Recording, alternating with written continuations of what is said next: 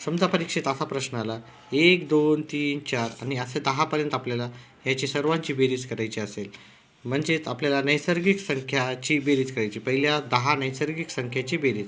मग काय करायचं, इथलचा शेवटचा अंक पाहायचा 10, मग त्याच्या पुढचा अंकानं गुणाकार करायचा, 10ला त्याचा पुढचा अंक म्हणजे 11 आणि ह्या दोघांना भागायचं 2. म्हणजे याची काटाकाटी केली, बे एक बे, बे पंचे 10. मग काय उरलं इथं 5 गुणिले 11, 5 गुणिले 11 याचं उत्तर केलं तर तुम्हाला उत्तर येते 55. त्याचप्रमाणे आपल्याला असा प्रश्न विचारला 1 2 3 4 5 असं 20पर्यंत नैसर्गिक संख्याची बेरीज विचारली, तर आपल्याला काय करायचं, शेवटचा अंक घ्यायचा 20, त्याच्या पुढची संख्या घ्यायची 21 आणि त्याला कितीनं भागाकार द्यायचा, त्याला 2नं भागाकार द्यायचा.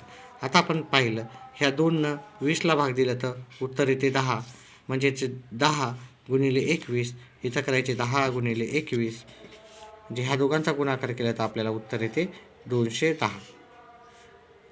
व्हिडिओ समजल्यास व्हिडिओला सबस्क्राईब करा. थँक्यू.